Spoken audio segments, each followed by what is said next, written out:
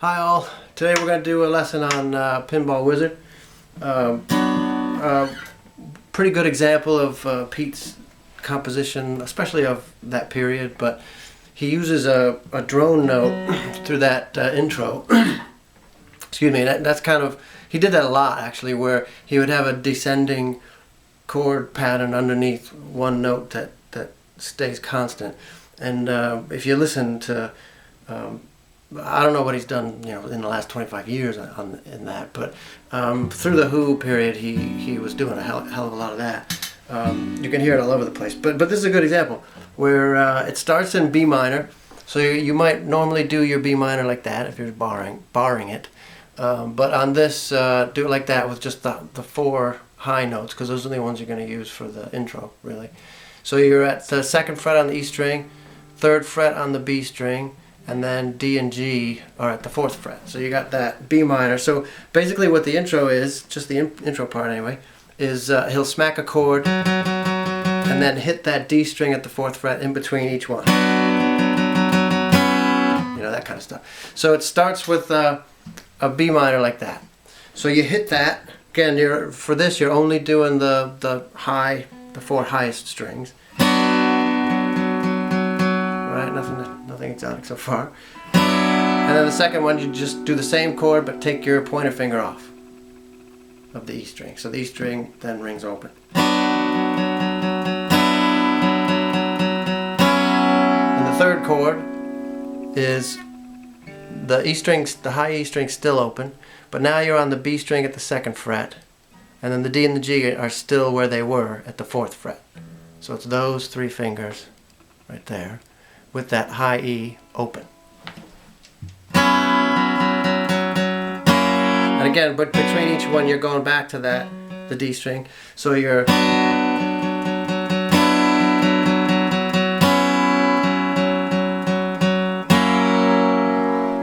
now that's like an F sharp kind of with the high E open. So it's B at the 2nd fret, G at the 3rd fret, and D at the 4th fret. So start from the top, off with that finger, then that shape as the 3rd one, that's the 4th shape. So this next one is that ring finger stays where it is on the D string at the 4th fret, your pointer finger is on the G string at the 2nd fret, and the B and the E ring open. After that, they're all open except for the D at the 4th fret. So I'll start from the top and get to that point.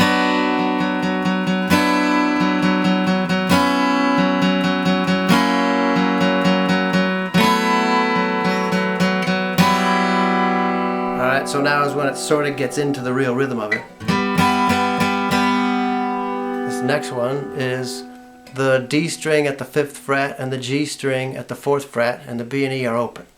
So from here on in, the B and the E are going to be open entirely, pretty much, for most of the song anyway. So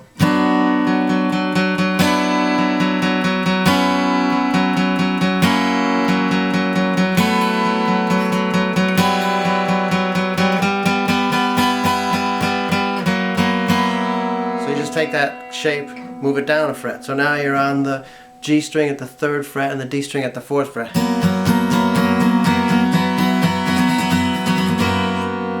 So you're just suspending that on and off. You could use these fingers, I suppose, at this point, but I do it that way because it all comes from that B minor shape. So you're on and off suspending it with your pinky on that G string from 4th to 3rd. 4th fret, 3rd fret. And the B and E is still ringing open.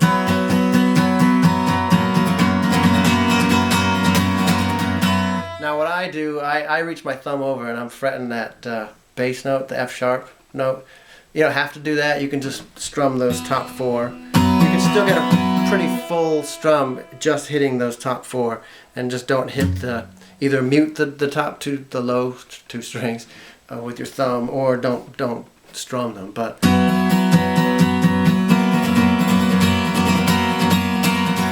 then it goes right into it. Now, in terms of the strum, I can't really teach that. You got to feel it. So that's just going to take time. You have to listen to it and you have to play along with it and just get that. Keep your wrist fairly loose. It looks a little ridiculous, but that's really what you got to do. So it's the same shape that you were just doing down here, this on-off, except you're doing it now here at B. So you're basically going on and off. Now when you watch Pete do it live, he's usually doing it on an electric guitar. He'll cover a complete B chord, the two high strings, the B and the E at the 7th fret, and then he does the rest of the B chord. He just suspends that on and off. He'll do that, but I think that's just because he's doing it on electric. And if you were doing this on an electric at the volume that they're doing it, if you're doing that, you're going to get all kinds of distortion and harmonics, and it's going to sound pretty awful. I think that's why he does it live, covering the complete chord. But if you hear listen on the album really closely, you can hear those two, the B and E, are open through that sequence going down. So it's on and off, suspending that B. And again, you can reach your thumb over the top and fret the B, the E string at the 7th fret, or you can just mute it, just to give it a little, if you fret it, you're giving a little bass. But you don't have to, you can just do the high string. So it's ever since I was a young boy I played the silver ball. Then move that shape down 2 frets to A. So down to Brighton I must have played them all. Now bring it down 2 more. Never seen anything like him in any amusement hall. Then 1 fret. Left on the high key. So that's that same shape.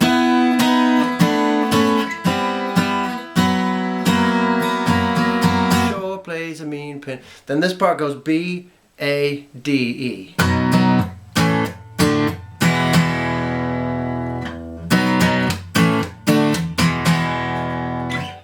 And I think he throws in a little chord on that E, so it goes B, A. That's a chord that Pete likes to do after his E's. So you do E, and then you do the G string at the 3rd fret and the A string at the 4th fret.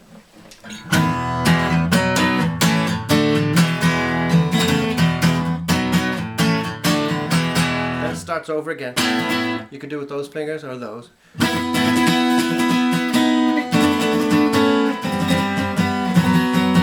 then it does this again. You can just suspend it on and off if you want. And then when he does I Thought I Was, that's E, F sharp, major. Although I do it like this. Has to be a twist, that part.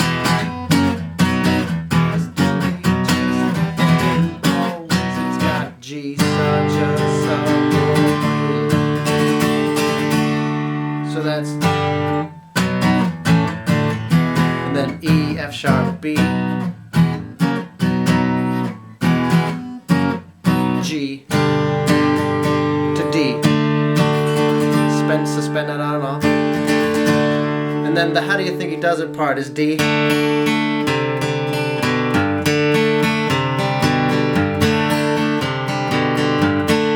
So it's D. You're just walking down, keep the B string covered at the 2nd fret, and then you walk down from a C to G.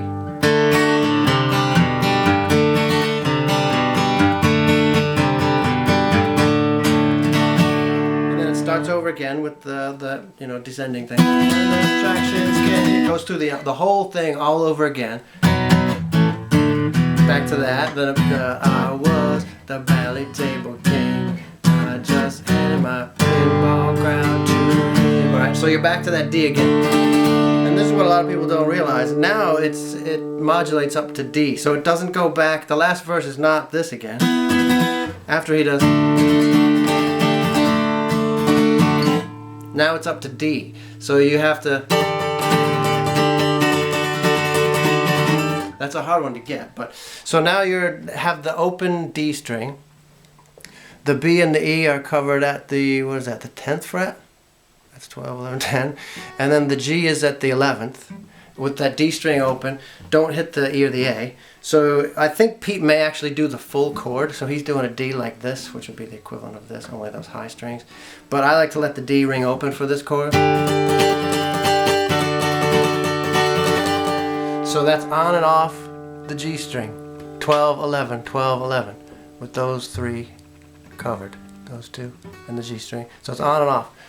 And then on my usual table, he can be my best. It's just the D, just those high 4 strings. Forget the sloppiness, I'm doing it now. You know, buzzes and bells. Then it's a C, down 2 frets. And this now, you don't want the B and E ringing open anymore, because you modulate it up. So it's a C. Those two at the 1, 2, 3, 4, 5, 6, 7, 8. The B and the E at the 8th fret, the G at the 9th, and the D at the 10th. So you're on and off the G string, 10 to 9, 10 to 9, 10 to 9. Down 2 more frets. Then A. I'm a blind kid, sure plays a mean pin. D, C, F, B flat. And it ends on that B flat. It's a strange ending. You wouldn't kind of expect it, but it goes.